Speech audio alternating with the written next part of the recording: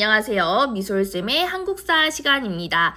오늘은 이모군란 이후 발생한 갑신정변과 그 이후 상황까지 살펴보도록 하겠습니다. 첫 번째로 볼 주제는 개화파의 분화인데요. 개화를 주장했던 사람들이 나뉘어졌다는 거예요. 자, 그럼 왜 나눠졌는지부터 시작하도록 하겠습니다. 우리가 지난 시간에 이모군란에 대해서 배웠잖아. 이모군란의 결과를 한번 떠올려 볼까요? 첫 번째, 조선에서 청의 영향력이 굉장히 커졌죠. 이모군란을 진압해준 대가로 우리의 내정을 간섭하기 시작했습니다. 또한 지금까지 했던 개화 정책은 흐지부지 되어버리고 소극적인 모습을 보여 보수적인 성향이 강해지게 된 거죠. 그러자 이러한 조선의 현실에 불만을 느꼈던 젊은이들이 하나의 세력을 이루게 되고 그 결과 개화파는 온건 개화파와 급진 개화파로 나뉘어집니다. 그럼 이들은 각각 어떤 사람들인지 특징을 비교해 볼게요. 먼저 온건 개화파들은 일단 개화파들이니까 개방에 찬성하겠죠. 그런데 이들은 김윤식, 김홍집, 어윤중 등 대부분 고위 관료들이었어. 그러다 보니 아무래도 당시 정부의 정책 방향과 생각이 비슷해. 당시 정책이 뭔데? 친청화, 보수화 정책이잖아. 마찬가지로 이들도 청과 우호 관계를 유지하려 했고요. 개혁보다는 보수적인 성향이 더 강했습니다. 그래서 이들은 청을 롤모델로 삼고 청에서 했던 개혁인 양무운동을 본받아 동도서기론을 주장합니다.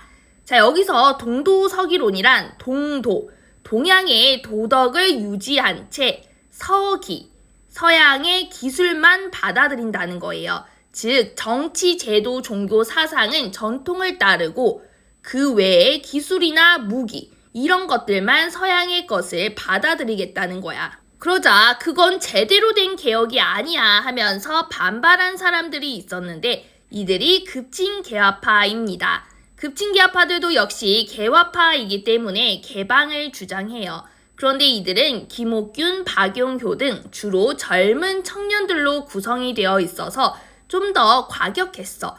그래서 이모군란 이후 조선의 상황이 불만인 거야. 청나라 눈치만 보고 있는 것도 짜증나고 개화 정책이 느려 터진 것도 답답하고 다 싫어. 그래서 이들은 반청 성향이 강해. 청의 간섭에서 벗어나고 싶어 했고요. 개혁도 좀 더 화끈하게 밀어붙이고 싶었어.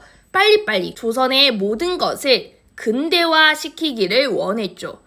그래서 이들은 청이 아니라 일본을 롤모델로 삼아서 일본의 메이지 유신처럼 해야 한다면서 문명 개화론을 주장했습니다. 자, 여기서 문명, 즉 문화, 사상, 제도 모든 것들을 개화, 싸그리 다 바꿔야 한다는 이야기예요. 즉 온건 개화처럼 기술만 받아들일 것이 아니라 전부 다 바꿔야 한다는 거야. 이처럼 온건 개화파와 급진 개화파는 서로 추구하는 게 다르다 보니 부딪힐 수밖에 없어 대립하고 있었습니다. 그런데 싸움도 사실 체급이 비슷해야 서로 견제도 하고 그럴 거 아니야. 그런데 둘의 세력 차이가 너무 커. 온건 개화파가 급진 개화파에 비해 권력도 많고 세력이 훨씬 컸어. 그러다 보니 급진 개화파가 열심히 이거 하자 저거 하자 해도 온건 개화파가 싫은데 하면은 안 되는 거예요. 이런 상황에서 개화 정책을 추진할 돈을 마련하기 위해 온건 개화파가 새로운 돈을 만들려고 하자 급진 개화파들은 야 괜히 돈 만들다가 예전에 당백전처럼 물가가 올라가면 어떡해. 그러지 말고 일본에서 차관을 빌려오자고 주장합니다. 그러면서 이 급진개화파가 우리가 일본에게 돈을 빌려올게 당당하게 말을 했어. 그런데 문제는 일본이 돈을 안 빌려줘. 차관을 빌려오는데 실패를 합니다. 결국 이 사건으로 온건 개화파들에게 비웃음을 받으며 정치적 타격을 입게 됩니다. 안 그래도 좁은 입지가 더 좁아진 거지. 그래서 급진개화파들은 이제 망했어. 다 끝이야. 좌절하고 있었어. 그런데 기회가 다시 찾아옵니다.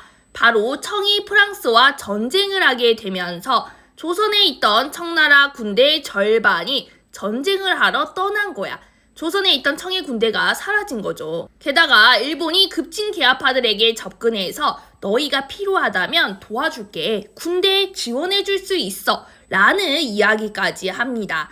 그러자 이거는 기회다라고 생각한 급진 계하파들은 1884년 정변을 일으키는데요. 이게 바로 갑신정변입니다. 그럼 어떤 일들이 있었는지 구체적으로 살펴보겠습니다. 디데이는 10월 17일, 정변은 이곳에서부터 시작됩니다. 갑자기 불이 나기 시작하는 거야. 여기가 어딘데? 오늘날의 우체국, 우정총국이었습니다. 당시 우정총국을 만든 기념으로 개국 축하연, 오픈 파티가 열리고 있었던 중이었어. 그런데 갑자기 불길이 막 치솟기 시작하더니 이 신호를 시작으로 개화당 세력이 정변을 일으킵니다. 이들은 소란을 틈타 민씨 세력을 제거하고 곧바로 창덕궁으로 가서 고종에게 변란이 일어났음을 알리고 고종과 명성황후를 창덕궁 옆에 있는 경우궁으로 피신을 시키고 권력을 장악합니다. 그리고 둘째 날 아침 김옥균, 박용효, 서재필, 서광범 등 정변 세력은 새로운 정부를 구성합니다. 그런데 이때 경우궁에 있던 황후 민씨가 뭔가 쎄한 거야. 이상함을 느끼고 이날 오후 고종과 함께 다시 창덕궁으로 돌아오고요. 뒤늦게 정변의 진상을 파악한 민씨 세력이 청나라에 군대 파견을 요청합니다. 그리고 셋째 날 아침 정변 세력은 자신들이 꿈꾸었던 세상을 만들기 위한 14개의 개혁안을 발표해요. 하지만 그날 오후 청해 군대가 몰려오면서 궁궐 외곽 호위를 맡은 일본군이 도망을 가버리고 개혁은 실패해. 이후 급진계하파들도 일본으로 피신을 하게 되면서 갑신정변은 3일 만에 실패로 끝이 납니다. 그럼 이들은 무엇을 위해 정변을 일으켰는지, 어떠한 개혁을 주장했는지 14개의 개혁 정강 중에 중요한 부분만 살펴보겠습니다. 자, 요거 좀 중요합니다. 기억을 해두세요. 1조는 잡혀간 흥선대원군을 돌아오게 하고, 자, 이게 무슨 말이냐면 청나라가 이모군란을 진압한 후에 대원군을 청으로 끌고 가버려. 그런데 급진계하파들이 생각했을 때 대원군은 그래도 왕의 아빠인데 청의 인질로 있는 것 자체가 말이 안 된다고 생각을 한 거지. 그래서 조선으로 다시 데리고 오고 청에 이제는 조공하지 말자. 언제까지 청한테 사대할 거야. 청과의 관계를 끝내자고 주장합니다. 그리고 다음 2조는 문벌을 폐지하고 인민평등권을 제정해라. 인민, 사람들이 모두 평등하다는 거야. 즉 평등한 사회, 신분제 폐지를 이야기하고 있습니다. 자, 그리고 3조, 지조법을 개혁하자. 지조법은 세금 제도인데 이게 문제가 많아. 그러니까 제대로 개혁을 해보자는 거지. 그리고 12조, 재정은 모두 호조에서 관할하게 해라. 재정을 분리하지 말고 하나로 통일하자는 얘기예요. 어디로? 호조로. 당시에는 왕실 재정 따로, 국가 재정 따로여서 왕실에서 돈을 얼마나 어떻게 쓰는지를 몰라. 부정이나 비리 등 문제가 좀 심각했어요. 그래서 이거를 하나로 합쳐서 깨끗하게 운영하자는 거지. 마지막으로 13조, 대신과 참찬이라는 관리들이 의정부에서 회의를 통해 결정을 하고 정령, 법을 만들어 시행한다. 신하들이 의정부에서 법을 만들고 왕도 그 법을 지켜야 한다는 거야. 즉 임금도 법에 의해서 움직여야 한다는 입헌군주제를 좀 지향했다는 것을 알 수가 있습니다.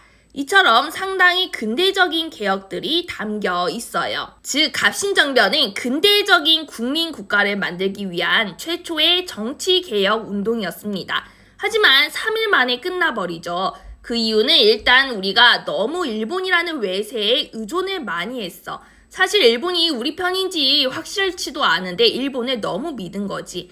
또 두 번째, 젊은 엘리트들끼리 그들끼리만 개혁을 하고자 했던 거야. 그래서 백성들의 지지를 받지 못했습니다. 그럼 갑신정변의 결과는 어땠을까요? 우리는 더 위기에 몰립니다. 갑신정변 또한 청의 개입으로 진압되었기 때문에 청의 내정 간섭은 더 심화되었고요. 개화정책 역시 급진개화파가 완전히 몰락을 하면서 후퇴하게 됩니다. 보수적인 성향이 더 강해진 거죠. 그리고 조약을 체결하게 되는데 첫 번째는 조선과 일본이 맺은 한성조약입니다. 갑신정변 당시 나라가 어수선하니까 백성들이 놀라서 어머 뭔 일 났나봐, 일본이 또 먼지거리 한 거 아니야? 하면서 일본 공사관을 습격해 불을 지르는 일이 발생했는데 이걸 빌미로 삼아 일본은 한성조약에서 막대한 배상금을 요구하고요. 특히 일본 공사관이 불에 탔기 때문에 새로 짓게 공사관 신축비를 달라고 합니다. 3단원 같은 경우 조약들이 많이 나와서 좀 헷갈릴 수가 있는데요. 제물포 조약과 구분을 좀 할 줄 알아야 돼. 제물포 조약은 공사관의 경비병 주둔, 한성조약은 공사관 신축비 지급. 좀 비슷하지만 달라요.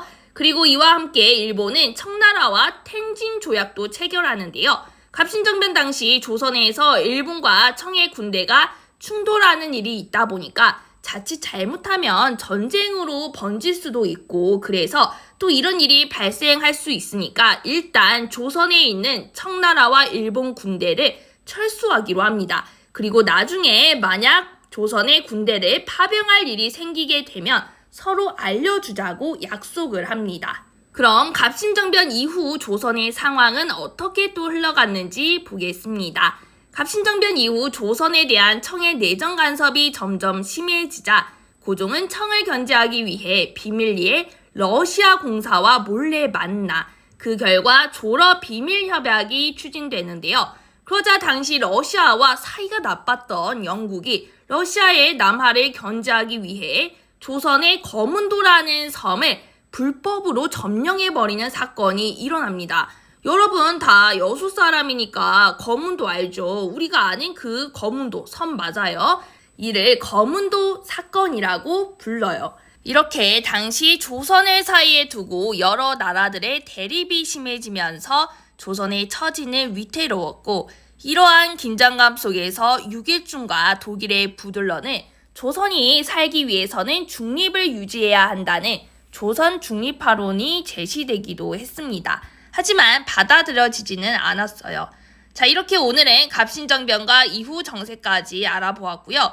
갑신정변은 똑똑하고 교육받은 엘리트들이 일으켰지만 끝내 성공하지 못했죠. 다음 시간에는 평범한 백성들이 봉건적인 제도와 사상의 전면으로 맞선 사건, 동학농민운동에 대해서 배워보도록 하겠습니다.